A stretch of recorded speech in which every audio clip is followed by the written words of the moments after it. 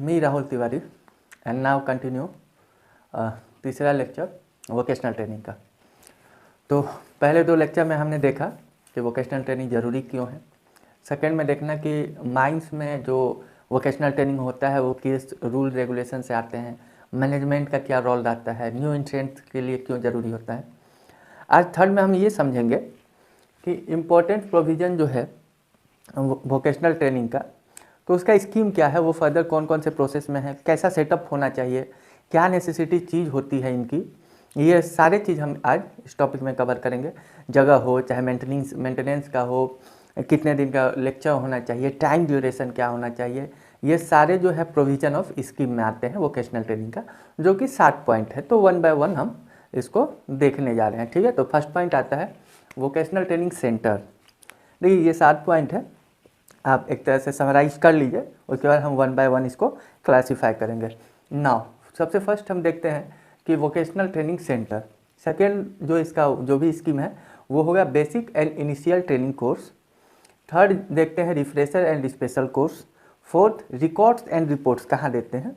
Status of training, जो training करने आए हैं उनका क्या स्टेटस है, कौन वो वेरीफाई करेगा। सर्टिफिकेट जो मिलना होता है वो किसके द्वारा मिलेगा। एंड इन्फोर्समेंट ऑफ स्कीम जो लास्ट होता है, ठीक है। तो सबसे पहले जब हम वोकेशनल ट्रेनिंग सेंटर होता है तो वोकेशनल ट्रेनिंग सेंटर का सबसे फर्स्ट चीज़ क्या होना चाहिए, तो सबसे फर्स्ट चीज़ होना चाहिए कि ये एक्सेसिबल हो, ठीक है, एक्सेसिबल होना चाहिए।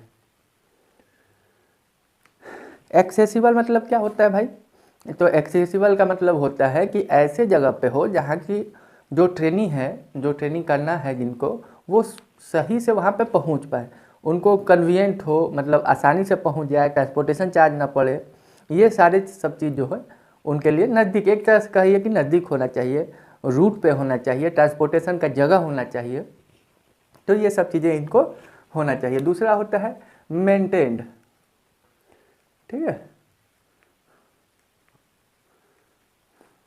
और वोकेशनल ट्रेनिंग सेंटर जो है वो मेंटेन, प्रॉपर वे में मेंटेन होना चाहिए। उसका कोई भी चीज़ यदि डिप्रिसिएट हो गया या ख़राब हो गया तो उसको सही समय में, उसको सही तरह से उसको फिर से कर दिया जाए, ताकि जो भी ट्रेनिंग है उनको लेने में आसानी हो, और जो भी चीज़ है उसका कम्युनिकेशन गैप ना हो।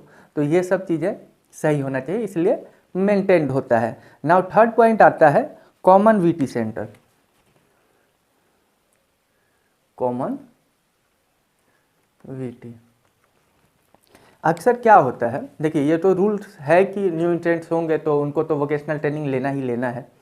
तो क्या होता है कि जब छोटे छोटे जो माइंड्स होते हैं तो वो क्या करते हैं कि एक समराइज करते हैं और 3-4 मिलके एक कॉमन वीटी सेंटर, जो वोकेशनल ट्रेनिंग सेंटर खोलते हैं, जो चारों पाँचों के लिए। लेकिन हाँ, ऐसा ना हो कि ये फर्स्ट पॉइंट को नॉट वैलिड कर दे, क्योंकि पाँचों मिलके खोलने का मतलब है कि एक्सेसिबल जो भी वोकेशनल ट्रेनिंग होगा उसका जो भी चीज़ होगा वो एक्सेसिबल होना चाहिए, यानी आसानी से वहाँ पे पहुँच पाए। तो ऐसे जगह पे वो सेंटर होगा जहाँ की पाँचों जो भी माइंड्स हैं उसके जो भी वोकेशनल ट्रेनिंग के ट्रेनी है वो आसानी से वहाँ पे पहुँच जाए। तो वो तीसरा आता है कॉमन वीटी। नाउ फोर्थ आता है टाइम। तो इसमें सबसे बढ़िया चीज़ यही आता है कि जो टाइम होता है, ठीक है, जो टाइम होता है फोर्थ, ठीक है, ये मान लीजिए first, second, now third and this is fourth, okay. Time, तो टाइम जो है इसमें वोकेशनल ट्रेनिंग दो तरह के होते हैं, एक फुल, ठीक है, one second, one is full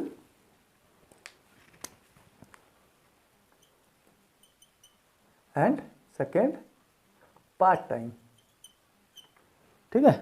तो ये आप दो तरह से कर सकते हैं, एक फुल और एक पार्ट टाइम, और दो तरह से चलते भी हैं वैसे, कि फुल और हाफ टाइम या 2 आवर्स, जो भी इनका ड्यूरेशन है पार्ट टाइम वाइज।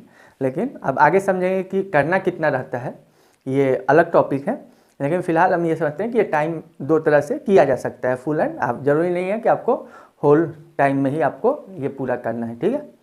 और नाउ फिफ्थ टाइम आता है, अरे सॉरी फिफ्थ टाइम करें, फिफ्थ चीज इक्विपमेंट,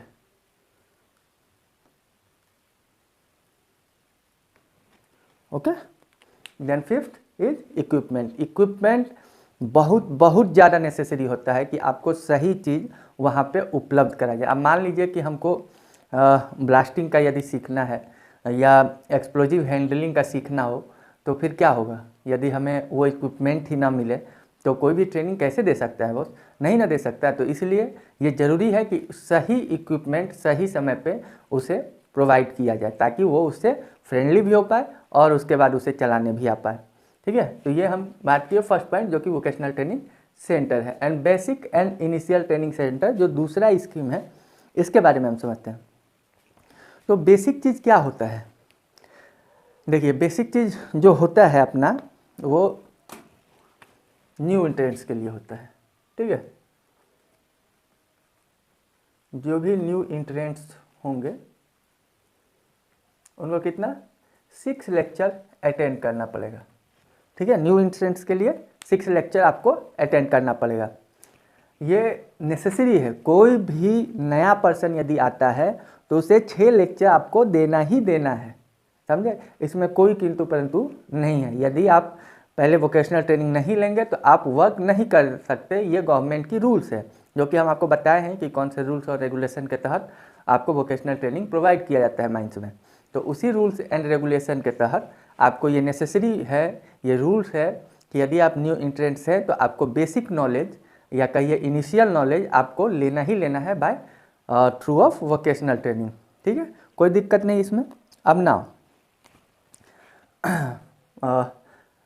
ठीक है, अब मान लीजिए अंडरग्राउंड है कोई, ठीक है, तो अंडरग्राउंड के लिए आपको 12 लेक्चर होता है। ठीक है, और ये देगा कौन? ठीक है, ये भी तो बात है। तो जो भी स्किल्ड गिवन, तो जो भी स्किल्ड होंगे वर्कमैन, वो प्रोवाइड कराएंगे आपको ट्रेनिंग।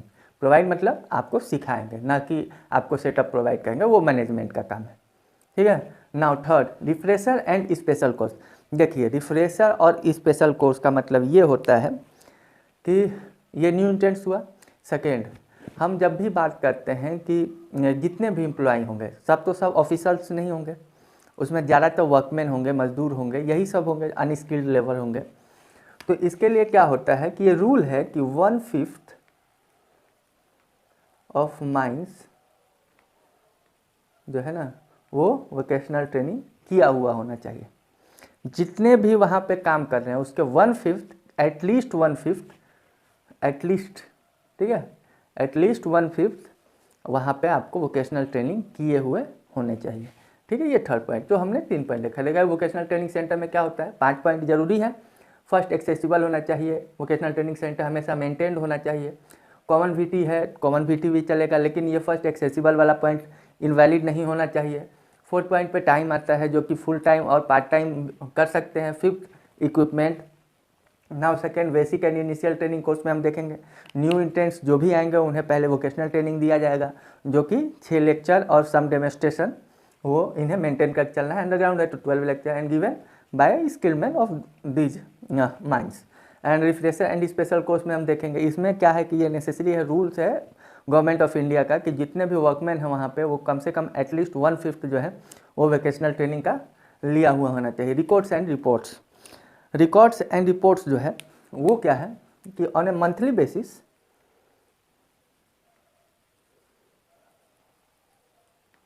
आपको ज्वाइंट डायरेक्टर को सबमिट करना है। ओके,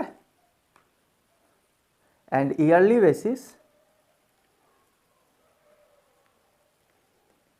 आपको DGMS सबमिट करना है। ठीक है, ये नेसेसरी है कि आपको जो है मंथली बेसिस ज्वाइंट डायरेक्टर को एंड ईयरली बेसिस DGMS को आपको सबमिट करना है। ठीक है, कोई दिक्कत नहीं। अब now status of training. Status of training में ये है कि यदि आप स्किल्ड हो गए तो कोई दिक्कत नहीं, बट आप स्किल्ड नहीं हैं तो आपको फिर से वोकेशनल ट्रेनिंग अगेन ज्वाइन करना पड़ेगा। ठीक है, ये सबसे मस्ट पॉइंट है। ठीक है, ये सबसे मस्ट पॉइंट है कि यदि आप ट्रेनिंग के लायक हो गए हैं तो ठीक है, यदि आप ट्रेनिंग के लायक नहीं हैं तो आपको फिर से VT वोकेशनल ट्रेनिंग करना होगा। एंड नाउ अब यहाँ पे देखिए, इसके लिए 1.5 रुपीज़ मैनेजमेंट प्रोवाइड करता है, किसको? जो ट्रेनिंग दे रहा है, एंड 0.5 जो ट्रेनिंग ले रहा है वो प्रोवाइड कराता है। ठीक है, ये ट्रेनिंग देने वाले के लिए। उसके बाद हम क्या करेंगे कि इसको सर्टिफिकेट देंगे, जो भी है वो सर्टिफिकेट प्रोवाइड किया जाएगा किसके द्वारा, तनाव मैनेजमेंट के द्वारा। ठीक है, सर्टिफिकेट प्रोवाइड कराना नेसेसरी है कि आप वोकेशनल कोई भी चीज़ कैसे जानेगा यार जब तक उसको दिया नहीं जाएगा। यदि कोई नया वो आता है वो चेक करेगा तो मौखिक ऑर्डरली नहीं चलता ना भाई, घर नहीं ना है, तो इसलिए वो ज़रूरी है कि आपके पास सर्टिफिकेट होना चाहिए यदि आप वोकेशनल ट्रेनिंग किए हैं तो। नाउ इन्फोर्समेंट ऑफ स्कीम जो भी है उसमें कुछ होता नहीं है, बस ये है कि उसमें आपको ध्यान रखना है कि कॉमन ऑफ सेफ्टी जो है वो नेसेसरी है। ठीक है, आपका सिलेबस जो है वो देखना है, ध्यान में रखा जाता है कि सिलेबस आपका क्या है एंड क्या नहीं है। तो ठीक है, तो कॉमन ऑफ सेफ्टी सिलेबस हो गया आपका। सिलेबस में आपका जो है प्रोडक्टिविटी चेक होता है कि प्रोडक्टिविटी क्या होनी चाहिए। ठीक है, and now third common of safety हम देख ही लिए, और कुछ नहीं है, बस ये सब क्या सारी चीज़ें हैं। एंड इंटरेस्ट ऑफ इंडस्ट्री, तो हमने देखा, फिर से एक बार समराइज कर देते हैं इसको। वोकेशनल ट्रेनिंग सेंटर, फर्स्ट चीज़ है वोकेशनल ट्रेनिंग सेंटर जिसमें 5 पॉइंट होते हैं। सबसे फर्स्ट एक्सेसिबल, जो कि सही तरीके से ट्रांसपोर्टेशन हो, मेंटेन होना चाहिए पूरे हर साल आपका वीटी सेंटर। कॉमन वीटी भी हो सकता है, time full time and part time भी हो सकता है, इक्विपमेंट सारे होने चाहिए। Basic and initial training course में क्या है कि ये दिए जाते हैं कि स्किल्ड वर्कमैन के थ्रू, और जो कि न्यू इंट्रेंट्स जो है वो 6 लेक्चर लेंगे, और यदि अंडरग्राउंड है तो वो 12 लेक्चर लेगा। रिफ्रेशर एंड स्पेशल कोर्स का थ्रू मतलब ये है गवर्नमेंट ऑफ इंडिया के रूल के तहत कि एटलीस्ट 1/5 जो है वो माइंस के जितने भी वर्कर्स हैं वो वोकेशनल ट्रेनिंग होने चाहिए। रिकॉर्ड्स एंड रिपोर्ट्स में हम ये देखते हैं कि मंथली बेसिस पे आपको ज्वाइंट डायरेक्टर को रिपोर्ट करना है, एंड ईयरली बेसिस पे आपको डीजीएमएस पे खुद का रिपोर्ट कि आपने क्या किया वो आपको देना है, एज वेल एज धनबाद में भी सबमिट करना है क्योंकि वहाँ पे हेड क्वार्टर है। स्टेटस ऑफ ट्रेनिंग में चेक होता है किसके द्वारा, एज ए मैनेजमेंट के द्वारा। और उसके बाद यदि आप स्किल्ड हो गए तब तो ठीक है, नहीं हुए तो फिर से आपको वोकेशनल ट्रेनिंग फिर से लेना पड़ेगा। और नाउ इसके लिए जो भी ट्रेनिंग दे रहा है वर्कमैन, स्किल्ड वर्कमैन, उसको अलाउंस मिलता है जो कि 1.50 रुपीज़ मनी एंड 0.5 रुपीज़ जो ट्रेनिंग ले रहा है उसके द्वारा दिया जाता है। सर्टिफिकेट, फिर यदि ये सारी चीज़ सही है, आपकी स्टेटस ऑफ ट्रेनिंग सही है, तो नाउ सर्टिफिकेट रिलीज होता है जो कि मैनेजमेंट ऑफ माइंस प्रोवाइड कराता है। 7 पॉइंट लास्ट में जब देखते हैं तो इन्फोर्समेंट ऑफ स्कीम होता है जिसमें कि क्या सिखाया जाता है। तो सबसे पहले फैक्टर ऑफ सेफ्टी हम सीखेंगे, फिर प्रोडक्टिविटी के बारे में जानते हैं, ये सारी चीज़ें, और इंटरेस्ट ऑफ इंडस्ट्री के बारे में जानते हैं। तो आज का लेक्चर हम यहीं पे जो भी प्रोविज़न ऑफ स्कीम है उसके तहत इंड करते हैं। अगले लेक्चर में फिर हम इसको कंटिन्यू करेंगे, फिर से एक नया प्रोसीजर और कुछ जो इम्पोर्टेंट चीज़ हैं उसके बारे में जानेंगे। So next video will be more important than this. ठीक है, वो उसमें और भी सारे चीज़ ऐसे हैं जो कि बहुत इंपॉर्टेंट है, और रूल और रेगुलेशन के तहत गवर्नमेंट ऑफ इंडिया का जो नेसेसरी रूल है उसको हम देखेंगे।